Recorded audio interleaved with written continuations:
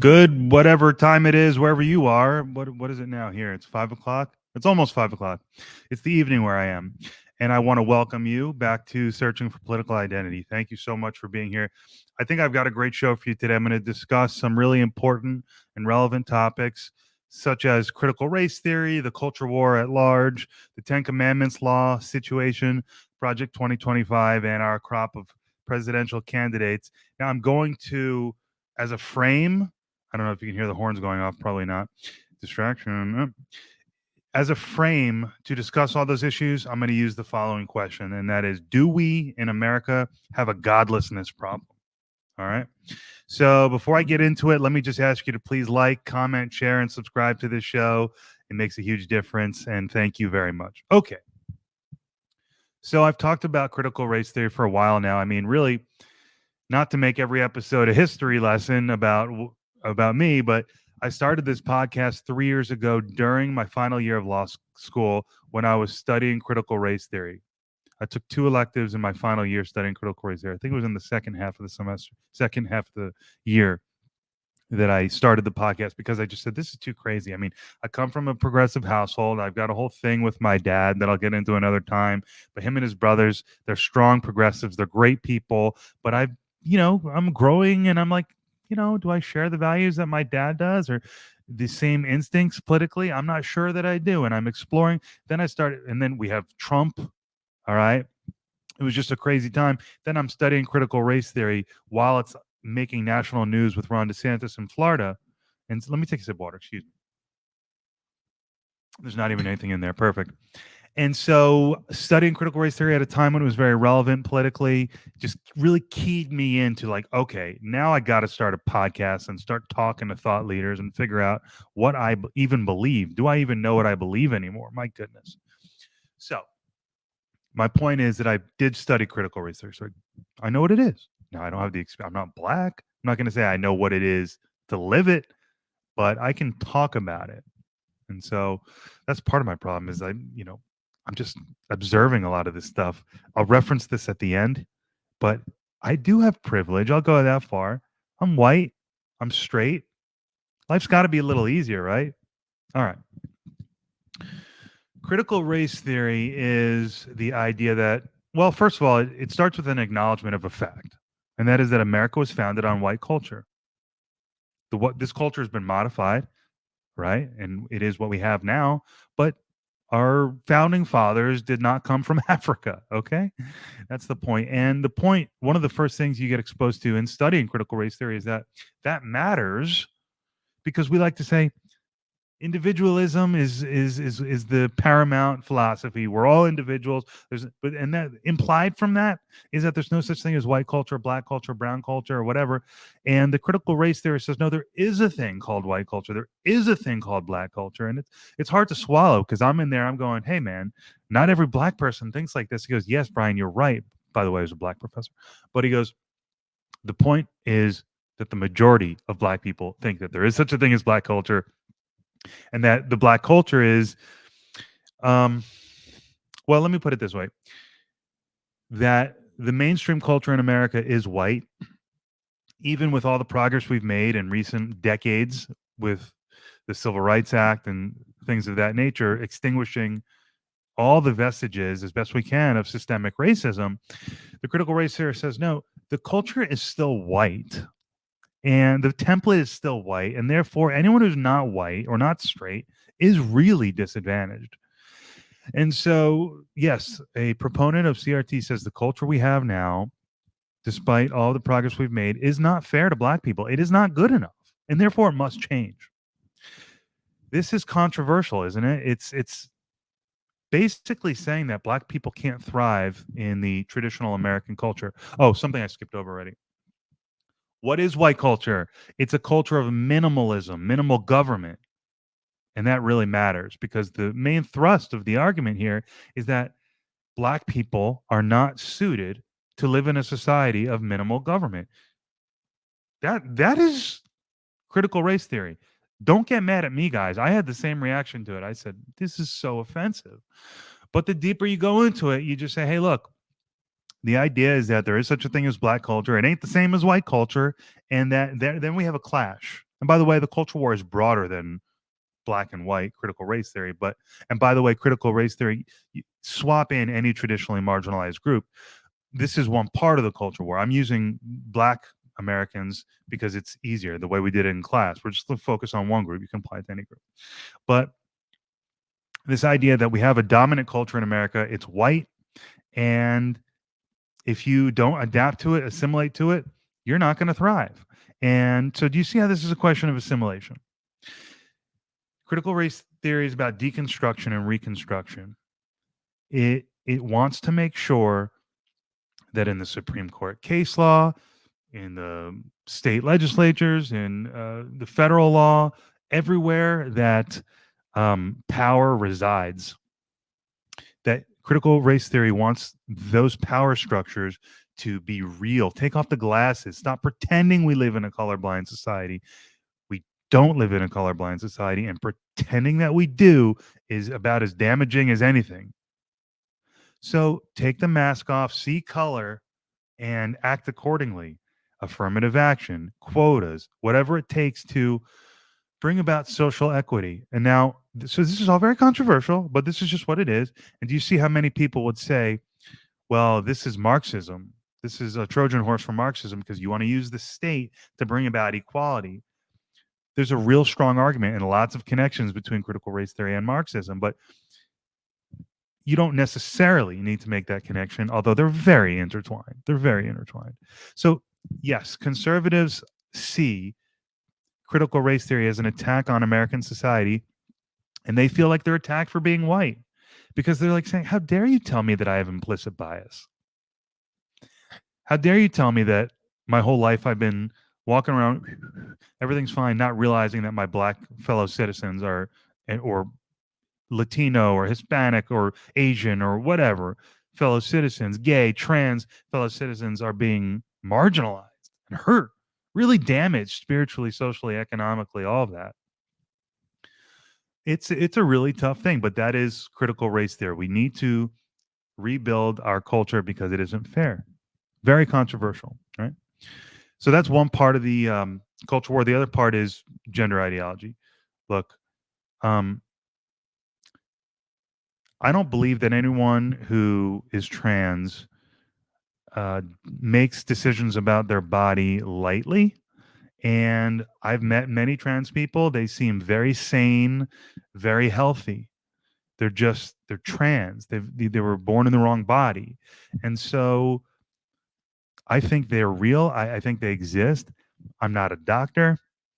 I don't know if it's disgusting or fair to characterize their condition as a mental health, a mental illness, a condition to be treated. We know it's not the norm. It's not the norm. It's okay to say that. So the question is, what are we going to do with people who don't look like us, who don't act like us, who aren't wired like us? And look, we have to accept and acknowledge their existence. But the culture war, where it becomes a problem in the culture war, is where you have the government leaning on institutions and saying, no, you must accept this in this way. You must see it the way we see it. And we're going to tell your kids about it, by the way. That's when it becomes controversial. And, if you follow libs of TikTok online, then you see some very disturbing content. And you think the world is filled with weird, not just trans people, but weird trans people who are really interested in indoctrinating your kids. And it's okay to be uncomfortable with that. So this culture war is it's not the left. It's not the fact that there are trans people. It's the excesses of the left. It's the fact that there is a movement to put pride flags in the classrooms. Come on. That's a political statement, in my opinion. And so we're pushing ideologies that are controversial to begin with, unsettled to begin with, on children.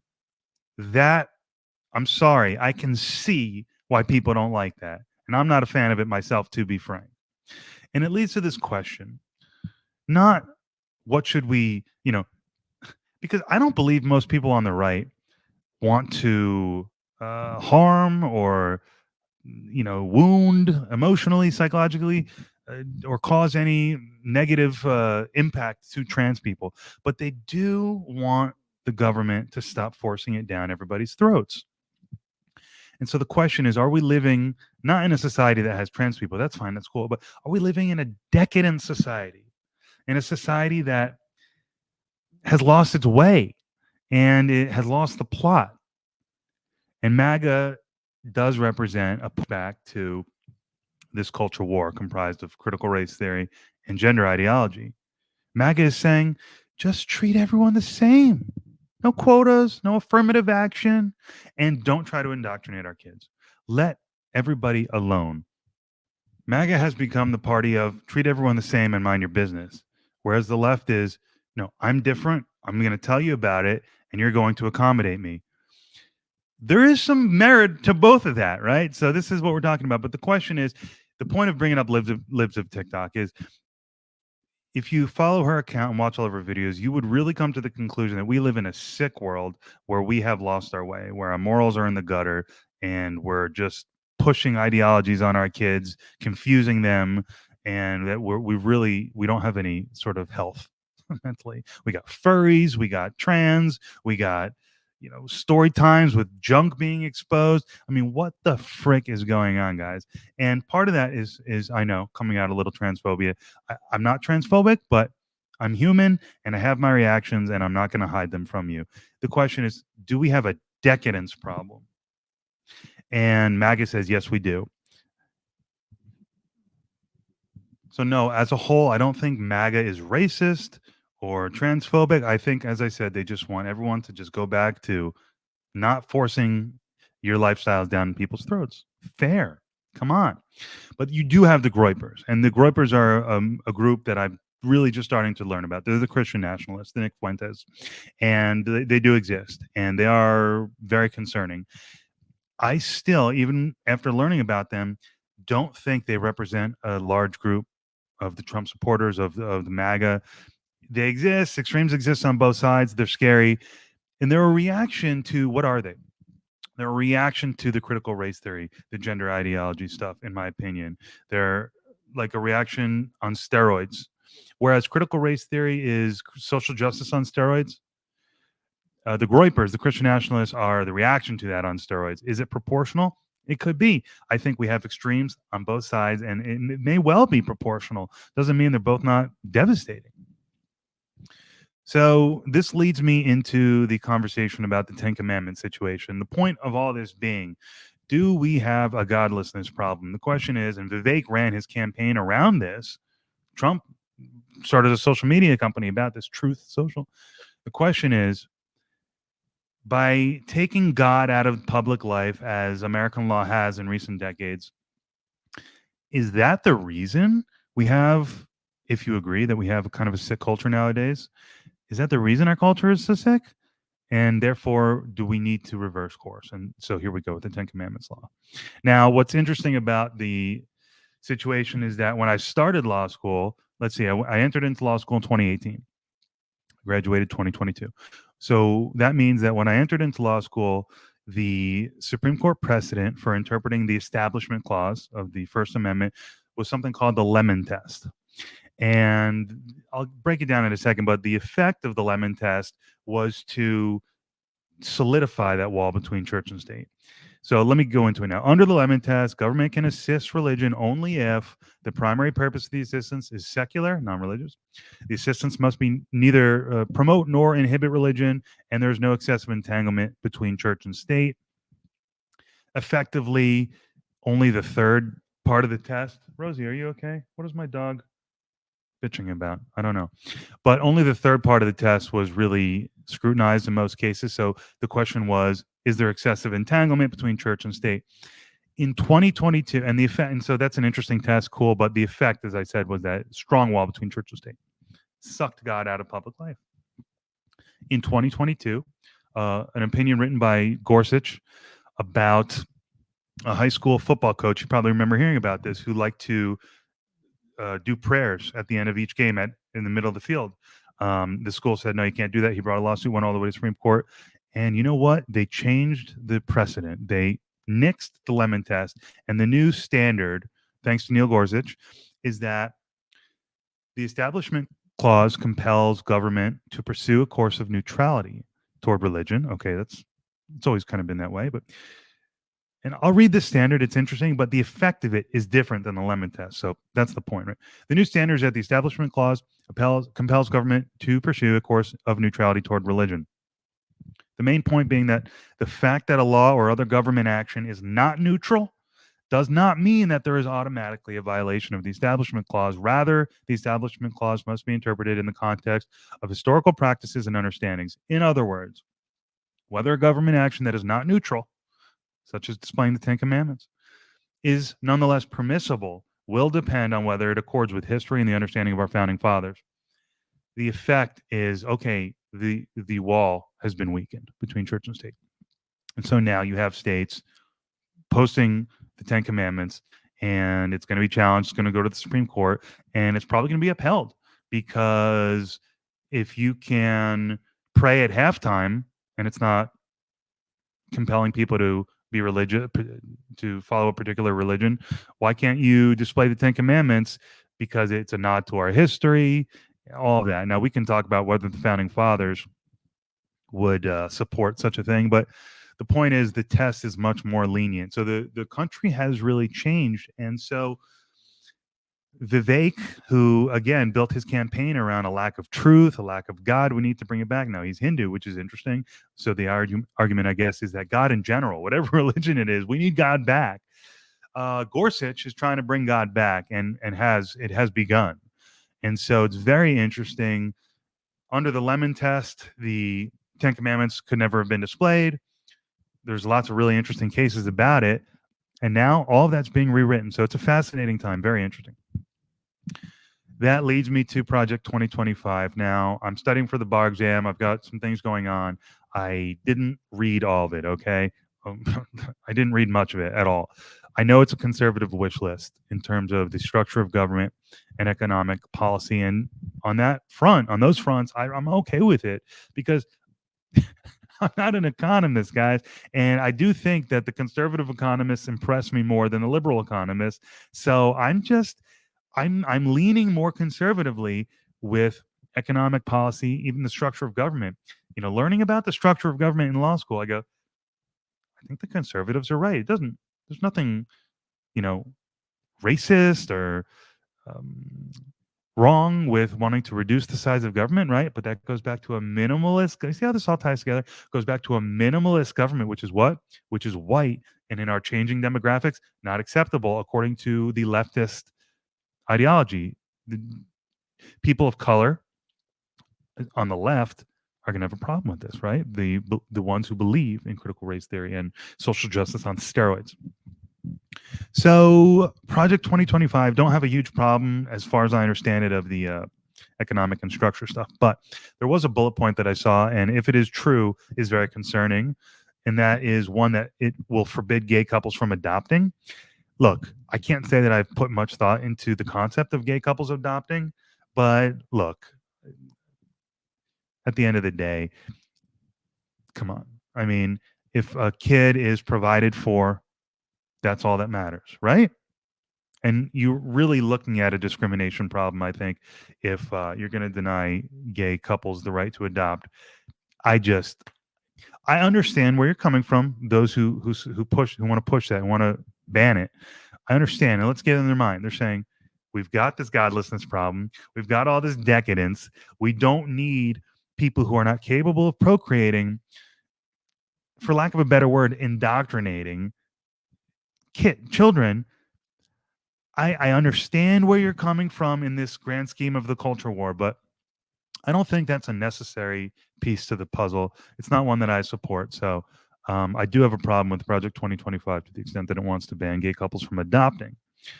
Now, kind of closing this discussion out with some comments on the candidates. Okay, so I decided a couple weeks ago that I'm going to vote for Kennedy. And the bottom line is that because he's smart, he's thoughtful, he's fearless, he's bold, and he's kind.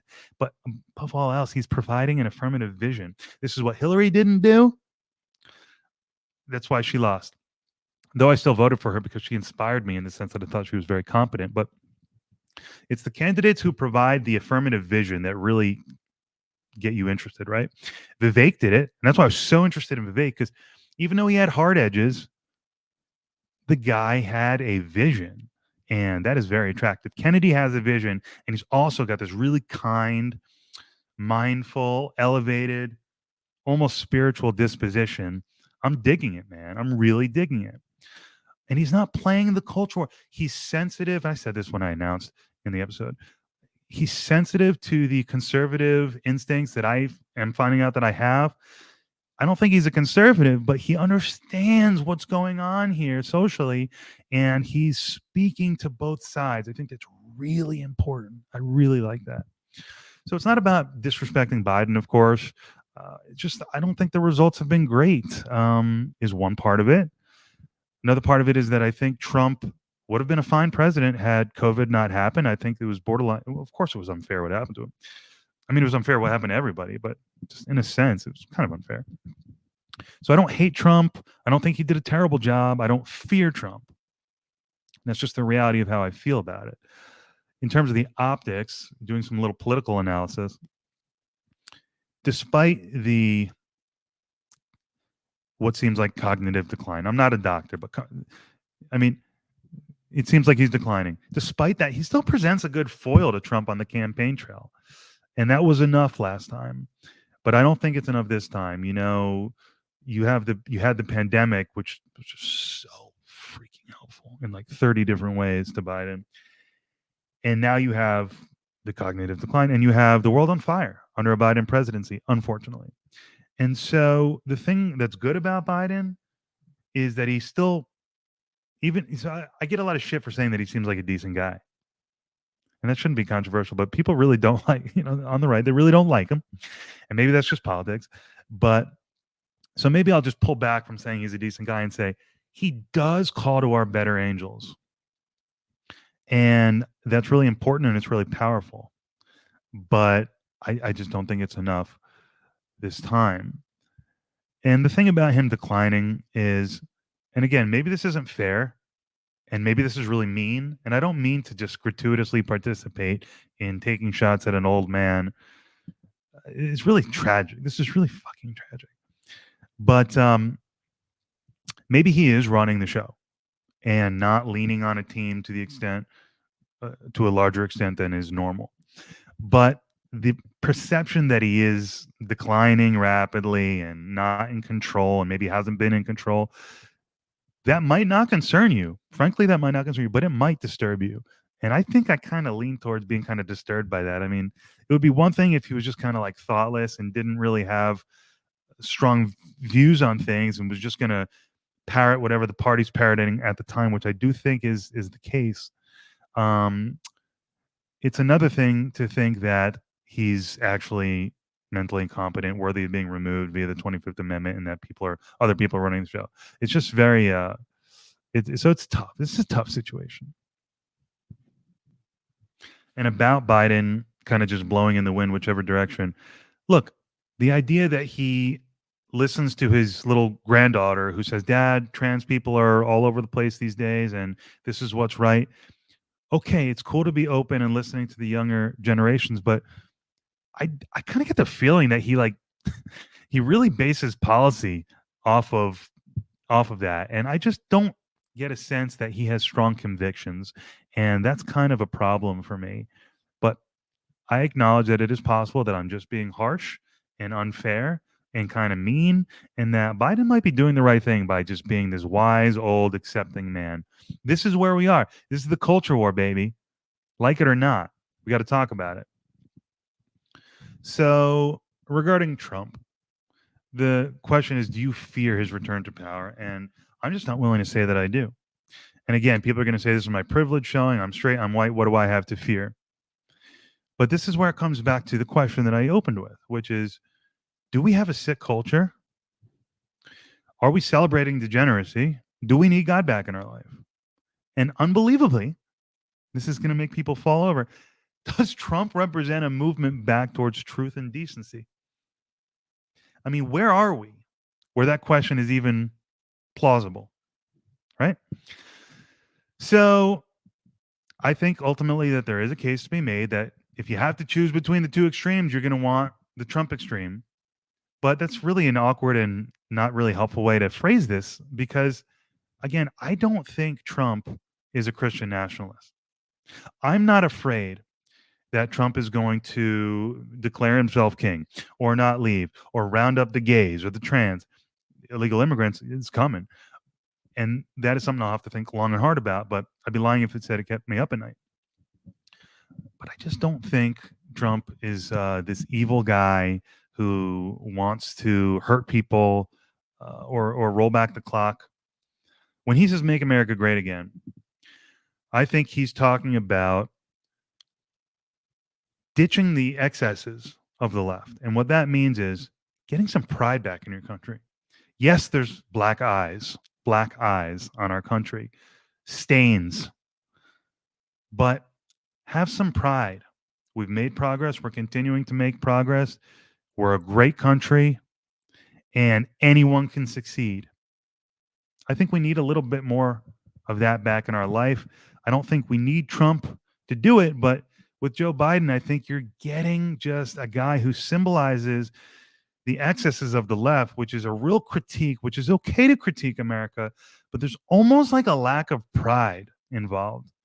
And I don't know. It just doesn't make me comfortable, if I'm being honest. So I'm supporting Kennedy because I like a third choice. I've said why I like Kennedy. I really don't need to reiterate it. But yeah. So this is the culture war. This is the question about the health of our society. I don't know. I'm reflecting on it. Where am I going to fall? Look. Does any of this matter? Is it all just chatter for clickbait? I don't know. I think this matters. I think it's real. People are talking about all this stuff all the time for a reason, right? So I don't know. I'm just trying to sort it all out and come to some reasonable conclusions and vote for a good guy. And if Trump gets reelected, I will not cry. I will not scream no in the street like that meme. I just won't. And maybe, hopefully not. Hopefully history won't prove me to be a moron and that we don't lose our country. But we got two people running for president saying we're going to lose our country if the other guy's elected. I say, fuck both of you. I'm voting for Kennedy. Thank you all for being here. I hope you have a great week, and I'll see you in a week. Bye-bye.